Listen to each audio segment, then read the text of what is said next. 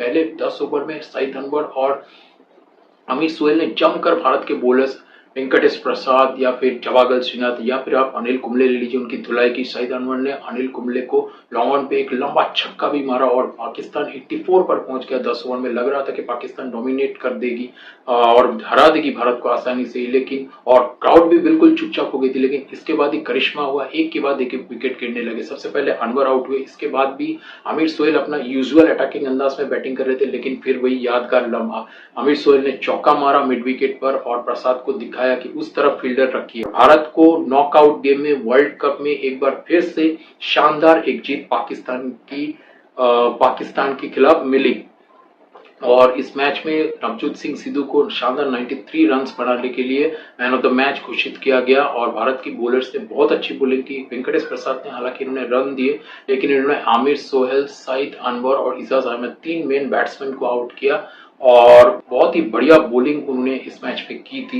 लेकिन मेरे man of the match Ajay Jadeja होंगे, क्योंकि वो 25 बॉल में 45 रन की इनिंग्स अगर वो नहीं खेलती, अगर वो 25 बॉल में 25 या 30 भी बनाते, तो मेरे ख्याल में भारत के लिए मैच जीतना मुश्किल था।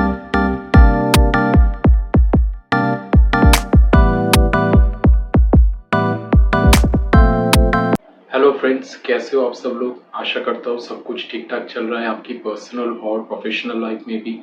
As always it's all about cricket. और आज greatest victories against rival Pakistan series में हम जिस मैच के बात करेंगे वो एक बहुत ही फेमस मैच है। 1996 world cup semifinal quarter final India और पाकिस्तान का मुकाबला, जो कि एक बहुत ही यादगार मैच है और लोग आज भी इस मैच के रिकॉर्डेड वीडियो को यूट्यूब में रेगुलरली देखते रहते हैं। मैं भी देखता रहता हूँ।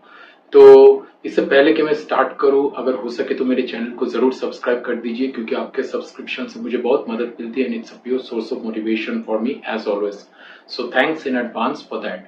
तो अब हम इस मैच की तरफ चलते हैं। तो ये एक नॉकआउट मुकाबला था, एज आई ऑलरेडी सेड कि क्वार्टर फाइनल मतलब जो टीम हारेगी वो वर्ल्ड कप से बाहर हो जाएगी और ऑब्वियसली राइवल्स अगेंस्ट पाकिस्तान। तो प्रेशर वाला गेम था। इमरान खान इस मैच को देखने के लिए पाकिस्तान से आए थे और उन्होंने कमेंट्री भी की थी। और सबसे पहले पाकिस्तान को झटका ये लगा मैच से पहले कि वसीम अकरम इस मैच से बाहर हो गए, क्योंकि उनकी हैमस्ट्रिंग इंजरी हो गई थी न्यूजीलैंड के खिलाफ पिछले मैच में खेलते हुए जब वो बैटिंग कर रहे थे। तो इससे क्या हुआ कि पाकिस्तान ने अपने कैप्टन को लॉस कर दिया और नंबर 1 वर्ल्ड के बॉलर, एक प्रीमियर बॉलर जो कि 10 ओवर में कंटिन्यू आपको बॉलिंग करके अच्छा दे सकते थे, उसको लॉस कर दिया और मेन विकेट टेकर को लॉस कर दिया। मोर देन एनीथिंग अपने स्टार बॉलर को लॉस कर दिया। अब इसके बाद भी पाकिस्तान ने कॉन्फिडेंटली सामना किया भारत का और एक वक्त मैच में पाकिस्तान की पकड़ काफी मजबूत थी, फिर पाकिस्तान हार गई ऑब्वियसली, उसमें हम देखेंगे। तो सबसे पहले भारत ने टॉस जीता और अजहरुद्दीन ने बैटिंग करने का फैसला किया, क्योंकि चिन्नास्वामी स्टेडियम की विकेट बैटिंग के लिए काफी अच्छी लग रही थी। भारत को ओपनिंग में जबरदस्त स्टार्ट मिली। सचिन तेंदुलकर अपने यूजुअल फ्लो में नहीं थे, लेकिन वो सिद्धू का साथ दे रहे थे। लेकिन सिद्धू दूसरे छोर में बहुत बढ़िया बैटिंग कर रहे थे। यूजुअली पॉजिटिव खिलाड़ी थे सिद्धू भी, बाउंड्रीज लगा रहे थे, एक दो चौके छक्के भी लगाए उन्होंने। और भारत 21 ओवर में 90 पर 9 विकेट पहुंच गया। मतलब एक बहुत बड़ा प्लेटफॉर्म, बहुत बड़ा बेस मिल गया।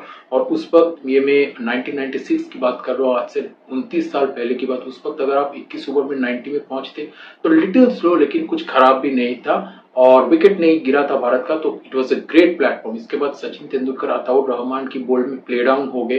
बॉल को उन्होंने थर्ड मैन की तरफ खेलने की कोशिश की सिंगल लेने के लिए, लेकिन बॉल उनके बैट के इनसाइड एज लग के विकेट पे जाके लगी और भारत ने पहला विकेट गवाया। सचिन ने किया 31, लेकिन सिद्धू ने बहुत अच्छी बैटिंग जारी रखी। अब मंजरेकर के साथ उन्होंने एक पार्टनरशिप की, लेकिन इस वक्त रन रेट थोड़ा बहुत ज्यादा स्लो हो गया।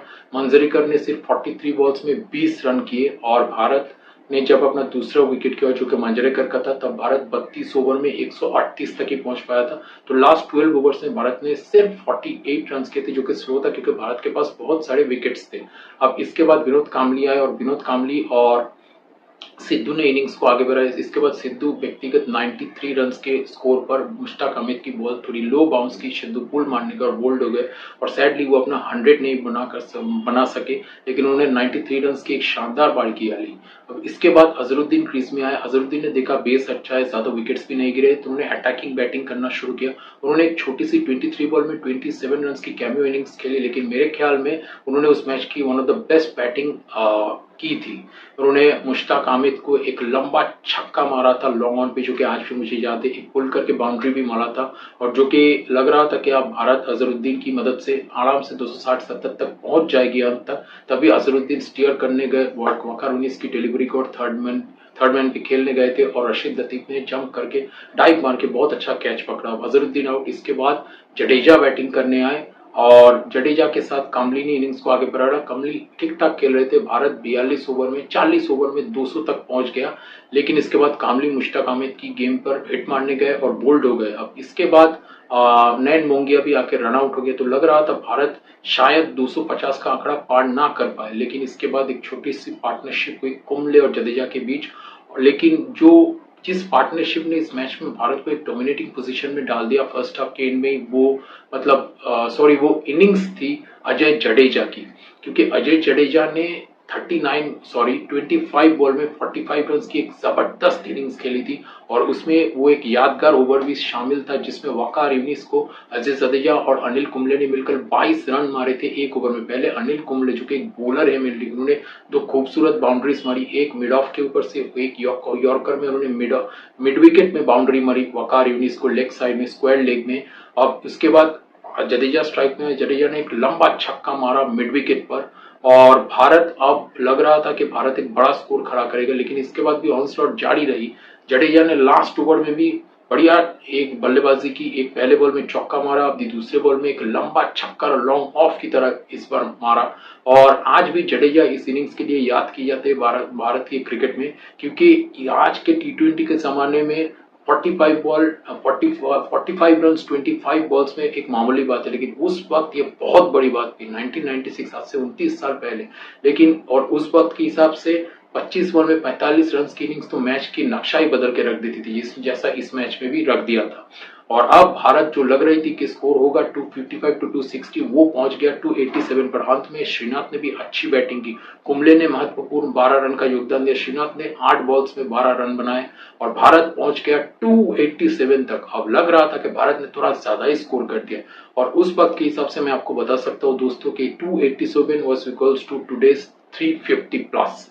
Yes, that big it was. The impact was huge, and Jadeja's innings had a huge impact on Pakistan.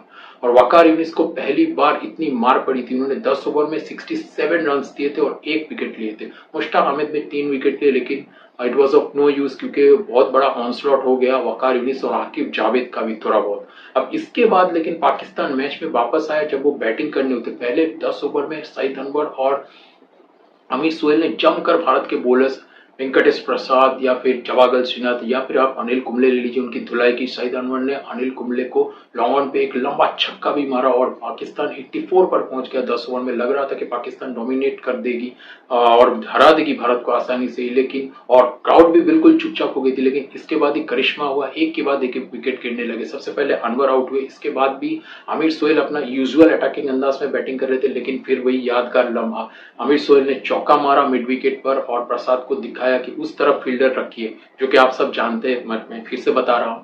तो अब इसके बाद नेक्स्ट बॉल में अमित सोहेल, उनका रश ऑफ ब्लड हो गया, फिर से बाउंड्री मारने का, जिसकी जरूरत ही नहीं थी, क्योंकि पाकिस्तान 15 ओवर में 114 तक पहुंच गया था। अब मैच हाथ में था, लेकिन अब मतलब अमित सोहेल हिट मारने गए लेग साइड में और बोल्ड हो गए, और वेंकटेश प्रसाद ने फिर ऐसे करके उन्हें दिखाया कि अब पवेलियन चाहिए। तो ये बहुत ही यादगार लम्हा था, जो कि आज भी सारे क्रिकेट प्रेमियों को याद है और हमेशा याद रहेगा।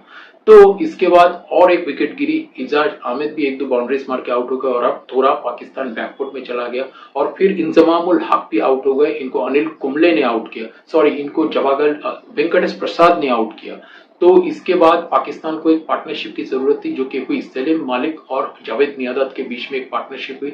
जावेद मियांदाद अपना यूजुअल रोल प्ले करते थे। अब ये इस पाकिस्तान टीम में जो वो हमेशा करते थे, वो थे ये जावेद मियांदाद एक ओर से इनिंग्स को पकड़ के रखते थे, और वही उन्होंने किया। सलीम मलिक ने जब भी अटैकिंग स्ट्रोक्स खेलना शुरू किया, पहले 50 रन की पार्टनरशिप हुई, लेकिन जब भी अटैकिंग स्ट्रोक्स को खेलने गए अनिल कुंबले की बॉल पे, वो एलबीडब्ल्यू हो गए, और इससे पहले कि वो डोमिनेट करना स्टार्ट करती वो पार्टनरशिप, पाकिस्तान फिर से एक विकेट खो गया 183 फॉर 5। अब इसके बाद रशीद लतीफ टीम में आए, इनकी भी एक 50 रन की पार्टनरशिप हुई। रशीद लतीफ ने 2 लंबे छक्के लगाए, क्राउड फिर से थोड़ा क्वाइट हो गया, लेकिन फिर रशीद लतीफ स्टंप आउट हो गए वेंकटपति राजू के गेम में, और रन रेट उस जमाने के हिसाब से बहुत ज्यादा हो चुका था, क्योंकि वो जो पार्टनरशिप हुई थी सलीम मलिक और जावेद मियांदाद, उन्होंने कंसोलिडेट करने के चक्कर में बहुत ज्यादा डिलीवरीज खेल दिए। और उसके बाद 287 बड़ा टारगेट तो था, हालांकि स्टार्ट अच्छा मिला था, लेकिन फिर भी उतने ज्यादा गेम्स उन्होंने ले लिए उस पार्टनरशिप के लिए कि पाकिस्तान का रन रेट बढ़ चढ़कर 7.75 आस्किंग रेट हो गया, और वो बहुत डिफिकल्ट था।